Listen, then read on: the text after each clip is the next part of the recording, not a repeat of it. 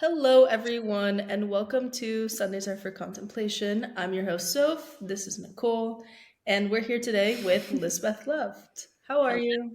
I'm good. Nice to see you guys. Nice.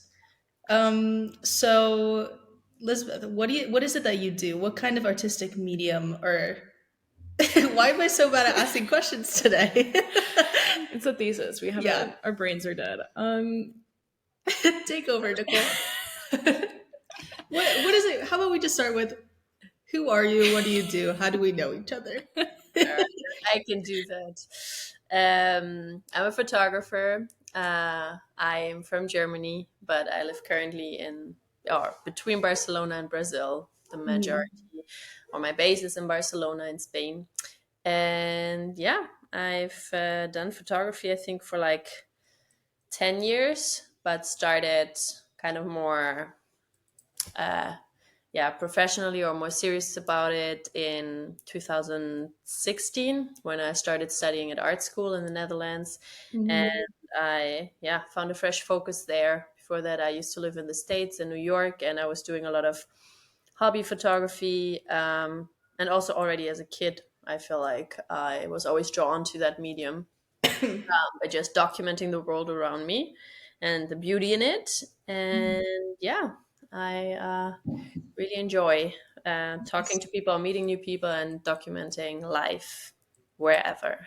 Yeah. So yeah, I like that you're from like the three B's: Barcelona, Brazil, Berlin. Just yeah, in this I ring. guess. I guess. I mean, I'm technically not from Berlin, but I guess Germany, so it Well, counts. Yeah, for maybe sure. I accidentally hallucinated you saying Berlin. No, no, but yeah, it counts as Germany, so it's okay. Yeah, I have a question. go for Can I it. ask like what kind of photography you specialize in? Yes, I do documentary photography, lots of street, lots of portraits, very human based. People is what excites me more, meeting people. And I always say, like, photography often feels like a byproduct of my love for people. Mhm. So I just genuinely want to meet people from all kinds of backgrounds and places, and yeah, just different lifestyles. And then eventually we start taking pictures. But yeah, it's Yeah. always people based. And how Mhm. did you get into like the Web3 space? Sorry, like I forgot what it was called for a second. It's called that we're all part of. No, yeah, that's actually a funny question because this all started for me in September 2023, so pretty late, I'd say, about a year and a half ago, when my friend here in Barcelona, she's like a friend from Brazil, and she was like, "Hey, Liz, there's this workshop going on, like tonight. Do you want to come? It's on NFTs." And I was like, whatever, send me the flyer or invite. And then I just saw like, ooh, free wine and pizza. And I was like, let's go. Um, and yeah, there was a workshop by Coda back then. And I just went. I literally came for the wine and the pizza, and I wasn't expecting much from it because I thought like it's just weird Asian dudes doing crypto stuff. And I didn't see like a market for my type of photography because that's what I had experienced up until then. That like the stuff that sells or commercializes is like the commercial photography, like event photography, wedding photography, product Mhm. photography, or very aesthetic, pretty things. And so my, craft is kind of far from that in a sense. And so I didn't really believe in it. But then I went to the workshop and I just randomly uploaded some stuff because they made us upload some stuff. And then, stuff got sold. And I was like, oh, wow, this is working. And suddenly, my work was like during Breakpoint in Amsterdam, and that's how I met Kay because he saw my work there. I wasn't even there. I didn't even know it was like at the expo. Like I was very, you know, like naive, not naive, but like unknowing about anything going on in the space, even with my stuff. And then eventually I realized, oh wow, okay, things are selling. This is working, and so I started to focus on it more. Right. Yeah. Yeah. It's funny to me how like K is always going to be the common denominator in these Oh yeah. conversations. I feel like he's the glue that put holds the space together. Right? And that's how I just wanted to give the listeners a bit of context. So we met each other in Florence, like what was is that a month ago now? 3 weeks ago? I don't even remember how long ago that was. It's um, 2 weeks ago, wasn't it? I don't have a concept of time. Yeah, But floating. me and you had specifically heard a lot about each other from Kay. And then when we were like one night, I think going to dinner or something, or before that, and we're like, you know what? Let's just give a speed run through of how we got here, Yeah. literally. And it was kind of beautiful. Yeah, I remember that night for sure. Like that was so precious, and I was super happy because I was been like really wanting to talk to you, but I felt like also you as part of the team were like Mhm. always talking to someone. So I'm like, okay, when is gonna be our moment? And like I'm glad we had that, even though I wish like it would have been longer in the end. But now we're Yeah, talking on the podcast, so that's awesome. Yeah. exactly. Well, I Yeah, remember we officially met because we got sat next to each other at the first dinner, right? exactly. And I was like at the family table without knowing I was at the family table. Who are these people? And so yeah, that was great. Yeah, but it was fun. I was a bit wine drunk, but I remember the conversation was really interesting. Yeah, Like, yeah. I don't remember, we were debating about something, but I can't remember what. Yeah. No, it was fantastic. Just you and your literally dad, like going into like universal things, like, oh, are we real? Is the earth flat? Like, I don't know. I love that. Amazing. Like the conversations that happen after like 3 bottles of wine, you just like, Yeah, there's no going back. But it's very entertaining. I love it. Yeah. I'm I have glad. I'm glad we also didn't scare you away. Like No, sometimes no, it you was get, great. you get into it. mm, All the critical thinking was used that night. It was yeah. amazing. I have a question for you too, because recently, like, I think it's because we recently like connected. I keep seeing like your artwork on my timeline and now on Instagram too. I have to say I absolutely love it. Also, Thank I have a personal connection to it because well, we're both from Latin America, so like the fact that you're going to these places that I feel like are kind of underrepresented is just to me very beautiful. you. And you have a way I think of just simply by capturing like these people and their element of subverting the representation of Latin America that it's like this dangerous and scary place for everyone. Yeah. And I just wanted to hear more in your thoughts on how it is that you found yourself in Brazil and kind of too like I think as a European, maybe like if you experience any culture shock and how that sort of incorporated itself into your art and the perception of your art thus far. Yeah. Yeah. First of all, thank you. I really appreciate it. It's really, I feel like I really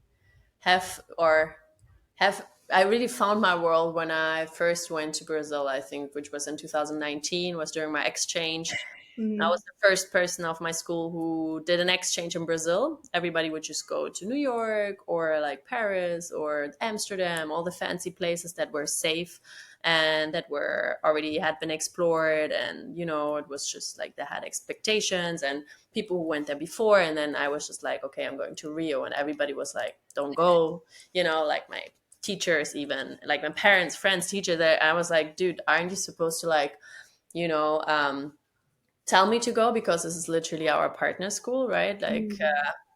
you should talk more positive about it. But they're like, it was all people that had never been to South America, and I really realized how there's like this fear and this misconception, or partly big misconception. I don't know. There's parts of it that are of course true and play a role, but I feel like the biggest part of it is fear that is like created by people who never been but just watch the news, and all you Right. see on the news is like the terrible stuff. And I feel like the terrible stuff, sure, like makes up a part, but it's a tiny part compared to all the other beautiful parts that make up these countries. And so, yeah, I feel like the biggest culture shock was kind of like a positive one of realizing, dude, there's actually so much beauty here. And like the biggest part that I had to get to used to was like that stuff just takes longer. Like I Yeah. came from a very efficient culture, and then you just go and you stand in the supermarket line for like half an hour because like the cashier is just talking to everyone. It's just normal. And people talk to each other on the street and you make friends like in at as you wait in the grocery store. And like is it was a lot of beautiful culture shocks in that sense. And I feel like the biggest culture shock I realized when I came back, and I was like, wow, we're kind of lost. Like we're so focused on capitalism and like status and all this, trying to make it, but we're missing the joy of the little moments. Yeah. And yeah, I'm like thinking, did that answer your question a little bit? I don't know. It totally did. Yeah. Again, I'm just curious, like, did you learn Portuguese when you were there, or how was that? Yeah, yeah, I did. Turns out I have like a gift for languages, so I pick up a language pretty quickly on the streets. I learned Portuguese during my exchange, and like the first 3 months, I was really struggling. But and I only had like, I think we got Portuguese class like 2 hours a week, which was like very little if you don't speak anything. Like I literally came not speaking at all. Right. And during the 6 months exchange, I learned it completely fluently. Like I left Brazil speaking Portuguese, but then I didn't go back because of various reasons, including the pandemic, for like 5 years, and only came back, um, yeah, basically in 2023, like just after I had entered Web3, I went to Mhm. Brazil. Like I went to the workshop, and then I was like, ciao, and like didn't go on my computer for like 4 months. And I was just in the streets, and I had been back to Brazil, and the Portuguese came back. Even though I had lost it after 5 years of not speaking it, it came back, and it was amazing coming to a place and speaking the language from day one. Like it was really eye-opening how much language builds a bridge to Yeah. really enter a culture, understand a culture. Like there were so many things, even like this year that I went back for the third time, where I realized, wow, there are so many things that I would have never seen, or moments, situations that I could have never entered if I wouldn't speak the language. So yeah, definitely always promoting learning a language, even as just a second language, or third language if you have the capacity or ability, because it makes such a difference, I feel like, to encounter people and to understand their culture. No, it's really nice to hear, and I think yeah, no, yeah, like mic drop. But Yeah. I kind of am a little curious to know like what is maybe the most interesting or special story behind one of the like pictures that you've taken of maybe someone or a group of people when you were in Brazil. Like, is there anything that you're like this story is like amazing behind like the picture? Let me go back through my pictures now. Yeah, there's so many good stories, I feel like. um, Basically of just people becoming friends, probably, uh, Mhm. that where I was just like, okay, who is this goon? And people are like, where weren't you afraid or whatever? And then I was like, no, this is actually the sweetest guy. Like, for example, there's an image of this gang member that I met in Mexico, and he, like, I was like, he had all these amazing tattoos. So I was like, can I take a picture? And he was like, yeah, sure. But in the end, he showed me the pictures on his chest, and as he takes off his picture over his head, I don't know if you've seen it. I think Kay collected that image. Like he covers his face, and then you just see the whole Wow. like chest full of tattoos. And it's such a, I don't know, special shot, because I feel like to me it feels very intimate, how he like kind of Mhm. let me in, and like he allowed me to like take pictures of it, of his face, which not everybody does. But in the end, like I like the covered shot more. And like we started hanging out after that, and just like became really good homies, and we still text to this day, where I'm just like, this is so special, like that someone like me who has not one single tattoo, is from like this white person from like Germany, meets this like goon from the street, and we have a connection. And we like, he's actually an artist, he's a rapper, I think he raps like in the buses, like these guys who come in the bus with the boombox. Oh my god. And does this kind of stuff. I think that's what he does now, because he used to be, in this gang, and now he's like kind of Mhm. out of this life. But he was able to share his story, and was so happy that another artist like me, right, with a different medium, was like respecting his art and so interested in it, and like actually willing to capture him, and like create more art together. So Right.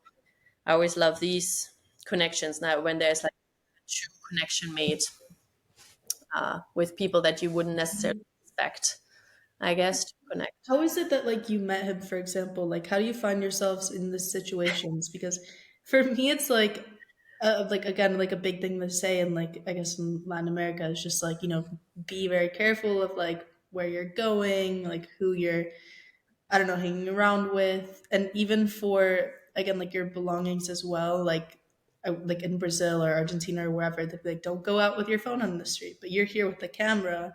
And I'm Yeah. wondering too about like the realities of that experience. Maybe like does it have any impact on you at all, or you know? Yeah, yeah, I get that. Like everybody says that, and it's very true. Like it's like legit, and stuff has happened.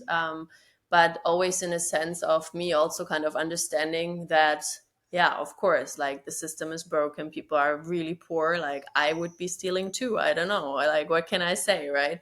Yeah. If I see this like white gringa person with her nice phone or whatever, but that usually happens, like if we're talking Brazil, for example, like that would happen in places like Copacabana, Ipanema, like the tourist places where there's actually stuff you can rob, right? And if we're talking about the poorer neighborhoods, like the favelas in Brazil, it's like a death penalty if you steal, literally. Yeah. Like anything that would call the police to these neighborhoods is like literally has the death penalty on it. So what I would actually feel more safe in these neighborhoods because I know nobody's going to do anything. People are just genuinely trying to connect. And of course, in these neighborhoods, you see way more drugs, you see way more guns than on the street. But in the end, I know like it's not towards me. Like it's their personal war going on with the police inside this broken system. But it's not like that anybody wants anything evil in that sense, or at least that's how I experienced it. And again, the language makes such a difference. In Mexico, like you ask like how I find myself in these situations, I think this was even in, I don't remember if it was, I think it was in Guadalajara. Yeah. um, and I would just look up these certain neighborhoods. I think this guy I had met during a rap battle. Like I saw him and I was like, dude, like it was night, so I was like, okay, this is difficult for taking pictures. I want some light. So I got his contact and was like, do you want to take some pictures? I'm a photographer, this and that. And so he gave me his WhatsApp, and then we met up. Like on a Sunday, he said like, yeah, you should come to my neighborhood. There's going to be a soccer game, this and that. I was like, cool.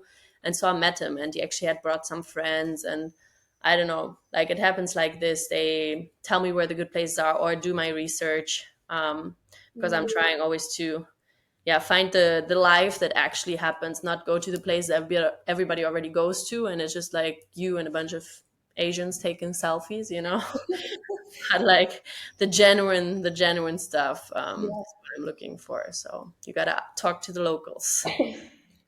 You're inspiring me right now. Like you really are. Good, Yeah, good. no, I mean, I'm really happy to hear that you were welcome into these communities because I feel like as Latin Americans, like we are even afraid to go to some of these places. Like I know, like in Mexico City, there's even like certain neighborhoods that the police don't even go into. Like it's Yeah, just that they're surviving how they can, and no one messes with it, yeah, And so I think it's inspiring that you've been able to do this, and I'm glad to hear that they've been very welcoming with you. yeah. I think it's definitely, I don't if it's white privilege or like the definitely being an outsider and being very visually an outsider. Like especially in Brazil, these guys are more like, you can see this like 404 error. Like when I walk in there, like, are you lost? I was like, no. It's like, okay, like what do you speak Portuguese? Like we've never seen like a gringo here. Like what are you doing here? Like they're genuinely like shocked or surprised that you would make your way there, that you actually want to hang out with them, and that they really love that because they're like, dude, everybody's so afraid, don't even come, so thanks for coming. Like, and then they like want to show you like the best possible experience. So like you see some guy literally on a motorbike with like this white plastic chair, and then like another one pulling up with beers is like, are you hungry, you want to eat something? Like, and they really try to make you so comfortable because they want to reward you for like the courage or whatever, for like not believing the stigma of that everybody has been telling you. And yeah, I feel like that makes such a difference when you just genuinely meet people. Again, the language is super important. And just like show them like, yeah, I actually want to connect, like I actually want to hear your story, tell me. So yeah. Yeah. Um, yeah, I don't know. It's also crazy to me how I think the pandemic sort of, I don't know why I'm thinking about the pandemic right now. I guess it's because you said like 2019 as your first experience in Brazil. But for me, I think there's a desire now more for people to kind of see other cultures and like get more immersed. And there's always been that desire, Hmm. but I don't know. It's just it. Maybe it eludes me the fact that it's always like part of the human condition to cross over into someone else's tribe, I guess, and kind of see what it is that they're doing. And I'm glad that art is a way to connect that. Yeah. Like, yeah. Um, Makes sense. You looked a little confused when you were like, but you made sense. that made You sense. made sense. Yeah. No, Yeah. for sure. I mean, something that we always talk, or I always say, is that art is like, it's like soft diplomacy for different cultures. Like, Yeah. if it's utilized properly, you can create really strong international communities, like in a local, like from a local perspective. So Yeah. I'm glad to be like hearing about stories that um, kind of confirmation bias my own like Your own my own beliefs. beliefs, but Yeah. No, but it's true, and it's very important what you say. Like, it has to be done in the right way and used in the right way, because there's also been a lot of terrible things been doing by just like, yeah, literally Westerners entering certain countries and neighborhoods and just taking away, not making a true connection, and then going back home. And it's like, even for me, like, I feel like that's maybe even during art school the biggest critique, or not critique, but like challenge. Like, this was always the question: so what are you giving back, and why are you going to these places specifically? And like, you had to like, I had to learn, yeah, having a very clear point, and being able to explain it. And so that kind of set me up and helped a lot with things that are maybe now even coming up, or a critique from people who don't really know me or haven't been following along, also in Web3, which was like a new thing for me, because again, I'm doing this for like 10 years. People who have been following me on Instagram are like very used to the way I work Right. in whatever country I am in the world. And so now in Web3, I realized, okay, on Twitter, people don't know who I am, and they just see like this white girl taking pictures of these brown bodies, and they're like, oh my gosh, like it's drama. And so I'm like, okay, guys, let's like take a few steps back and actually have a conversation about it, and talk about, yeah, what I'm doing, how I work. And again, I feel like because of, yeah, now for the first time in 10 years, me monetizing parts of my work, I feel like it had gotten more complicated because, yeah, I haven't mentioned this yet, but I don't work as a photographer. This is not my income. I work with children for like 10 years, teaching languages in different countries all around the world. And this has always been my main work. And then, like, I work hard throughout the year for like 8, 9 months to then go travel over the winter and like take 3 to 4 months to do long-term projects in different countries without having to monetize them or fear about, oh, I actually need to send this out to magazines or something, because I feel like that could really like yeah, make it super difficult for my creativity to just flourish and be, because I would have constantly this thought in my back, or in the back of my mind, of like having to monetize it. So that's why I kind of keep work and my art separate.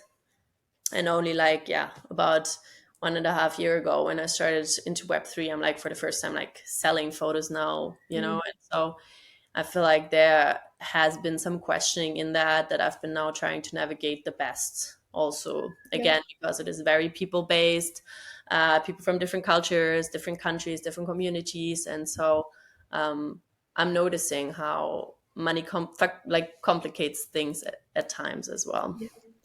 That's Yeah. something that I feel like I'm glad you answered the question about the fact that like your work life and then your artist life is separate, because it's a question that I think is kind of taboo sometimes, and I'm afraid to ask artists like, is this how you make a living? Because I don't know how people are ever gonna like respond to that question. Um, I don't know, and it kind of just like brings up a whole lot of other questions in mind, but I think you kind of nailed perfectly also why our community is so fascinating is the fact that it eliminates these middlemen from like we can just upload our work and monetize it directly, Hmm. and we can kind of be our own marketers and there's obviously some people that are going to find difficulties with that, but I think it's also much more complicated to have to, like you said, like need to put your photos or like contact a magazine, go through the application process, Yeah. sort through that. Um, I don't know, and we're still going to see the integration of it unfold as well. But I was going to ask you as well, do people that are in your like work life per se know that you're also a photographer? Is this something that you want to keep separate, or do you keep it separate? No, people definitely know because I'm always taking pictures of my friends, of everybody. I'm just like, I really enjoy this medium. It's kind of for me, I think, also like a visual diary. I got like ADD, I forget a lot of things, and like I love looking back at work. And again, I see a lot of beauty around me all the time, and it can be, I don't know, this dad with his two kids, twin daughters in the supermarket, or, like somewhere on the beach in Colombia. Like there's no like in betweens, it's just everywhere. And so I think that people really notice it. And then also my friends, everybody's like, when anyone needs a photographer, they're like, Liz, so can you help us like do this? Or I really enjoy it. Also, to me, it doesn't feel like work because I have not like made it my work, and so I feel like I get to still enjoy that medium a lot.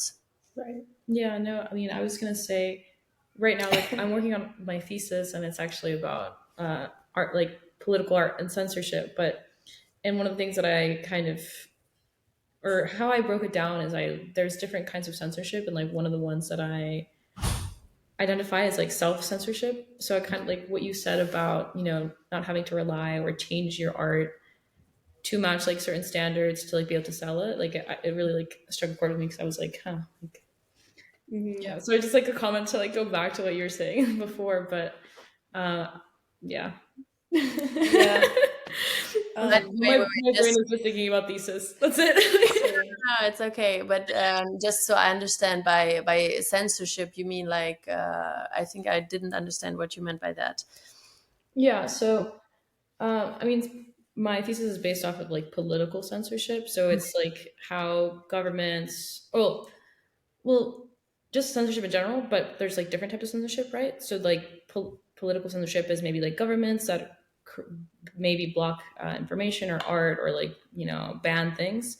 Hmm. And then I put like I also identify like economic and like technological. But then I also have like self censorship. So it's more of like the artists themselves chooses to not do a certain topic because maybe they don't want to be perceived that way, or they know that it's not going to sell in the market, or like a gallery or like an institution isn't going to approve of it. So Yeah, I'm just saying I like respect it a lot. That I mean, it's hard, being an artist and wanting to, um, I mean, live off of your work because you yeah. have to a certain extent cater to the market. So it's 100%. And that was like that was one of my worries, I guess, entering also Web3. And I remember talking about this with Rian, and he's a good friend of mine here who also lives in the city. So I was like, when I just entered, I asked like all my stupid questions to like my friends I knew were already in the space. So I was like, wow, kind of I'm a bit worried that I will now start making photos that I know will sell because I know what sold, and I'd never worked in this way. And he was like, yeah, I don't think that will ever happen because you only take photos of what actually excites you. And it's very true. Like that's also, I always say, like, I like I would probably never be a great wedding photographer because if I think that the two people who are getting married are not beautiful and my perception of beautiful is very different than the world's perception, I would say I would not be excited to be taking these photos. And it's very true. So I will like, I think now going to Brazil also, I could tell like I was just going back through my work, and I've done an amazing project there that I was super excited about, and exhibited just before coming to Florence in Rio. And I was super excited about it. But I'm also like, I'm not sure how much of those 3 months that I spent there I actually work to sell as NFTs. I have amazing work, but I'm like, it's not that kind of type. So I'm kind of happy even to make this realization, to not like have now a whole ton of stuff I can mint, because I'm like, no, I kept kind of staying true to my heart. And if there's in the end something that I'm like, okay, this maybe, people will buy or whatever, then that's nice, but it's not the main focus. And I feel that makes also difference in the space, because I also learn now that there's people who come in the space and then become or like start making art. And I feel like there's a difference to people who have or are established artists outside of the space or have been doing that for like decades and then come into the space. Yeah. So, yeah, just understanding that right now myself. Yeah. No, it's important, I think, to make that distinction. And I think it's also like, I wonder if you could tell, like, sorry, You're like like, dying. I'm like, it's She's like something having coronavirus. every 30 seconds. Shh. Shut up. What was I gonna say? God, I lost my train of thought. I think I was gonna say something about like artists who have a sell only mindset. Yeah. And I hadn't envisioned it in like the same way that you had when you put it into words, that there are some artists that just come onto the space and like that's their first move. Yeah. Um, but yeah, it's just it's for me. It's for example with my writing account, which I'm like kind of trying to position that more as like my persona online publicly because of the fact that I my digital footprint like my personal account is just too incriminating. Yeah. Um, but it's just like I have this struggle in between. Like all of a sudden, I find myself super inspired from Florence, from Yeah. having all of these connections with these artists, and I want to share my work every single day. Yeah. But then I also have a part of me that's like, is a little bit of this coming just from an inauthentic place that's like Mm. possibly for engagement? Is it possibly just because I want to sell? And it's like I don't even know myself the questions. I'm the one who's doing it, but it's curious. No, I hear you on this, and it had been like it was so hard for me when I just came into the space and I realized I need to be bullish on myself or whatever. I'd never been. I just post my stuff on my Instagram. Who likes it, great. Who doesn't, I don't care. Like whatever. I'm just here to like not forget. And when I came in the space, everybody was like, "No, you need to be bullish on yourself and you need to promote yourself." And I was like, that feels kind of off and also very prideful and like not this humble representation that I had of myself before. So I was like, okay, weird, but okay. And then I realized the longer I am in it, I'm just like, it does come from a humble place. It's just a different space and it works different and it's okay. And again, we have now the algorithm to fight, and I'm still learning. I feel like I'm terrible at it still. Like I made myself this promise that now that I'm back from Brazil and I haven't been on a computer for like 3 months, so I'm like, let's do this new routine of like saying GM every morning and going back to that thing that you did when you just got into the space. And like just show people what's going on because it's interesting. And also if you, yeah, I am really excited about my art. I think actually like I love what I do and I think I'm doing a great job in it. It's not that it's coming from this like imposter syndrome of like, yeah, I don't think it's not good enough. It's just like, I feel like people, I don't want to annoy people with it. It's too much, we feel like we're too much or something. But in the end, I'm just trying to teach myself of this. Like, that's basically how I meet people. Like, I just hijack my brain into thinking like, no, everybody wants to get to know you. Like, everybody is really excited to get to know you. Like, if you just go into new rooms, like, everybody here wants to get to know you. Like, it sounds weird, but like, as soon as you start thinking this way and you start having these conversations as like, being actually somebody exciting and also being excited in the other person, like you actually start meeting really cool people. And I think it's kind of the same with your work. You're like, everybody actually is really excited to see your work, and they spend time on Twitter. So there's already a lot of stuff going on. And I'm like, why not make the space better by, putting your little Yeah. bits and pieces in it? But it's something to train. I'm still learning for sure. That's actually such a great way to look at it because I'm horrible. Like I just got Twitter like this last year. I've never used it before Oh, because I was just like, same. but Yeah. I had to for work, and I still like struggle so much. And like Kay and Sim are like, you need to like post things, and I'm like, what do I say? And Exactly. so, I mean, I'm not an artist, so it's like I can't even like promote my art. It's literally just like either my personal experiences or like my like weird like inside thoughts. And I'm like, I don't know if I want that on the internet, you know? Yeah.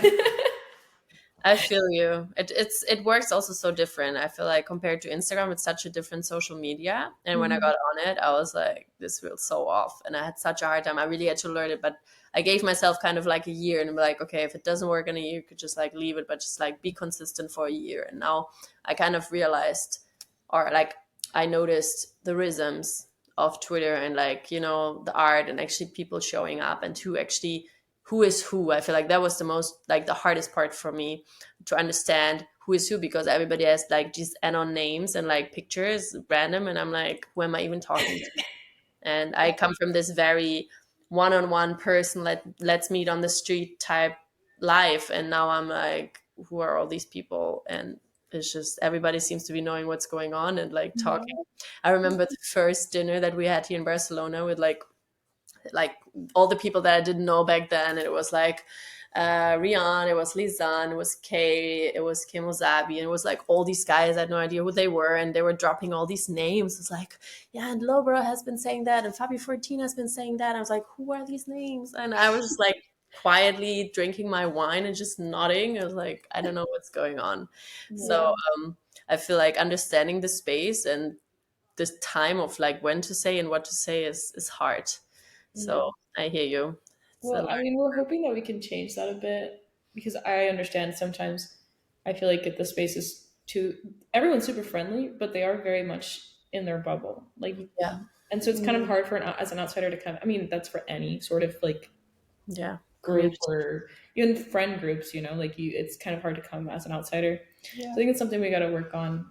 Humans as tribal. Human, Humans are tribal. yeah. Yeah, we should do like I've been saying this before, but we should do like some kind of an onboarding crash course book, like the Yeah. do's and don'ts of Web3 or something. Because if you knew, and I had been to like a workshop of like, I mean, you can only tell so much in like 5 hours, but I didn't know anything. And I remember, shout out to Kay, like he came over here and he was like laying on the couch in my living room and just vaping. And I would ask him like this list of like all these questions, like what does LFG mean? And what is a smart contract? And like I had Yeah. all these dumb questions, and he was like just vaping away and like telling me all the answers of Web3. And I was like, okay, we should have recorded that. That would have been a really helpful podcast, I think, for newbies in the Yeah. space. But we need one, like we need some kind of booklet, like It's I don't know, I was instruction. gonna say it's kind of funny because I think right now Nicole and I are experiencing that from an academic side. Like, I know the two people who are going to, because my thesis right now it talks about the protection of like legal rights for artists who are recording things on the blockchain. Yeah, And the two people who are grading my paper have little to zero knowledge on it. So like for the first like 4 pages at least, I have to like explaining this explain crazy world. explaining everything from the beginning. It's like I'm not even talking about like Twitter terms or anything like that. Just genuinely, like, what was the Bitcoin white paper? Like, how do Like we get from the Bitcoin white paper to what we're doing right now in Florence I and don't even this? know what is with Bitcoin white paper. I should probably know that. I don't know. Yeah. No, and for me, like since I'm focusing on like on-chain art, and like political art, it's kind of a hard. There's no studies about it, so everything that I have is just like interviews and conversations with people within the space. But it's just like what I feel like conspiracy theories. Like it's just like a bunch of Mhm. information that like I think is true because I've seen it, but like there's no like actual data. So I'm just Yeah, like I don't know how my professors are gonna grade this, but I'm like this is Yeah, all but it's like also everything else, interesting you because know? it's so new still. So Yeah. you actually are already doing it and doing the research on it as it is developing still, and that's pretty yeah, cool. I'm very curious, but this is also a good thing, right? There are no rules, so they can't really grade because it's just like you're telling them they just have Anything, to yeah. accept it. totally. I'm like I'm gonna blame the fact that the space is constantly evolving. Why I'm gonna submit my thesis like the night before it's due. It's like things changed actually. Really, very good, Yeah, amazing. but Well, going back to the kind of onboarding, we're working on how to like as a foundation, we're working on what the best way to go about that is because something we realize is all the information is out there. Like Mm, it's just like not interesting to learn about unless you're like into tech. yeah, You know what I mean? or if it's like explained to you in like a very personalized manner of like how would this benefit me. Or I feel Yeah. like, for example, like when you spoke to Kay, I'm assuming you asked like questions that were relevant to like your specific experience Yeah. and not just the general basics, So I think that's what we're trying to figure out. Like, do we get a chat bot? Like, how do we teach people about this? Yeah. Yeah. It's true. I feel like, I don't know. I just get so excited about it. Well, I got so excited about it when I realized this is working, and I really didn't believe in it. So now I'm just sharing my testimony, right? I'm just sharing my experience. And yeah, like I feel like that's what gets people excited. I've been onboarding, I think, 3 people until now just by being excited. It's just like friends. And I'm like, come on, guys. And especially seeing all the potential. So I feel like so many people just don't know that this is a thing and that this is happening and that there's Yeah. actually opportunities out there.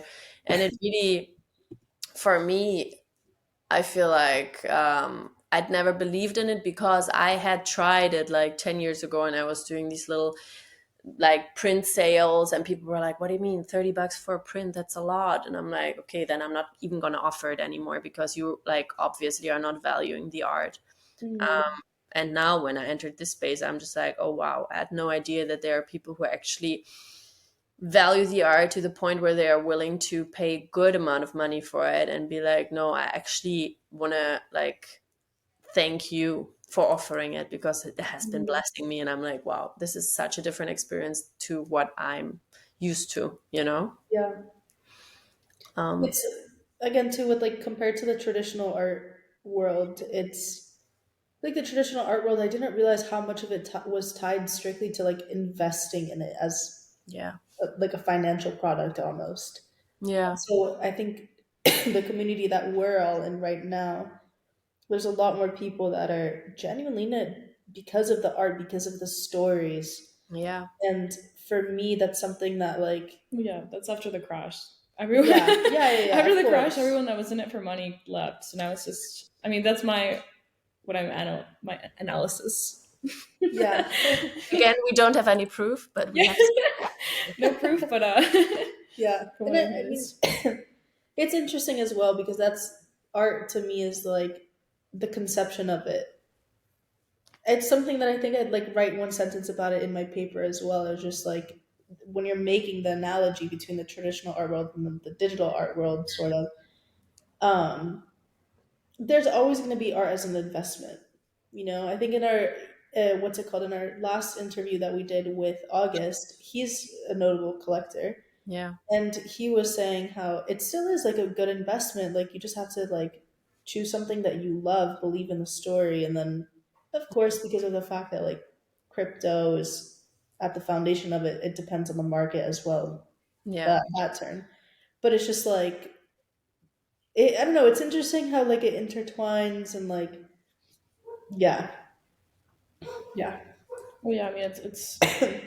I mean, sure, I do think you can still. There's still going to be people that invest in digital art, um, I just wonder why but is art like seen as a financial thing, like strictly like even beyond the on-chain art just in community, like general. how did it become like a vehicle for, and I get it because art is scarce, you know what I mean, it's always going to be unique and it can be positioned as this good that like has that, but I don't know, there's so many factors. For sure. So For yeah, sure.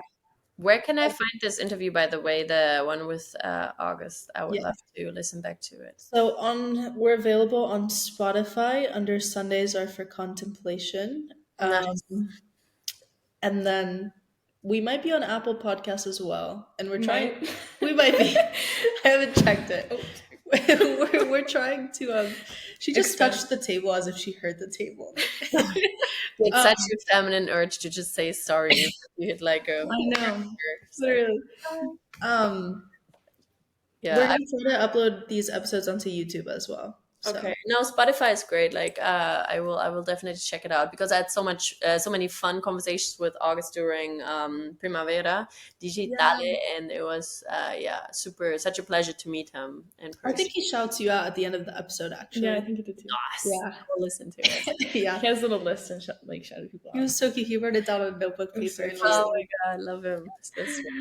But okay, I don't want to take up too much more of your time. So I don't know if you have any closing thoughts. No, I'm just very grateful for you guys doing this. Love both of you, and I think you're doing an amazing job. Keep it up. And yeah, I just kept saying it today to a friend that I was talking about Web3 with. She's not in Web3, and I was kind of explaining it. And yeah, just telling you how excited I was that we still get to set the culture, right? Because it's so new. And that's, I feel like, what we also seen Simbad and Kay do at, or in Florence, to create like a festival like this, an NFT digital art festival that was like nothing else. And I have only been to this one, but I still know it was like nothing else. So can't really compare it, but I feel like it was super special. And I love that we get to do that, that we still can say, no, we're going to do it this way because there are no rules. And so I love what you're doing because I feel like you guys are adding to it in that way as well, of just like, no, we're going to do this. And yeah, I think it's awesome. And I really love this. Like the first time when I just got onto in Web3, I asked everybody like, what should I do? Everybody's like, yeah, build community. And I was like, it's so weird to build community without seeing the people that I'm talking to. So the first thing that I did was just like observe and like realize who has something to say in the space, who makes a difference. And I just like would DM these people. It was like, hey, do you want to hop on a video call? Because I wanted to see their face and hear the story, because I feel like this, what we're doing right now, makes such a difference, and actually getting to know someone and their story. So I really love it. And I'm going to, listen to the other stories and Yay! watch the YouTubes. Very excited to hear people's stories. So Yeah. yeah, thanks. Well, we're super grateful to have you on, and honestly, I think I'm like starstruck by you. Like I'm totally inspired, and Ready to yeah. get back to that thesis grind. No, Inspired? I'm not ready to get back to writing the thesis, but I just want to scroll Twitter now, which is worse. Oh my gosh, go for it. Yeah. Yes, you guys, good luck for your thesis grind, and just Thank you so We'll much. have to take a train from Madrid to Barcelona soon. Yes. So yes. if Oh you're in my God, Barcelona over the summer, maybe we do a little Hmm. quick weekend I trip. am. I might not be in August because it gets very hot, but Yeah. like come in June, July, it's lovely. We go to the Yes. Costa Brava. Woo! Yes. Let's party. All right. Well, thank you so much, everyone, for tuning in and for you to being on our podcast today. Wait and hope. Yes, wait and hope.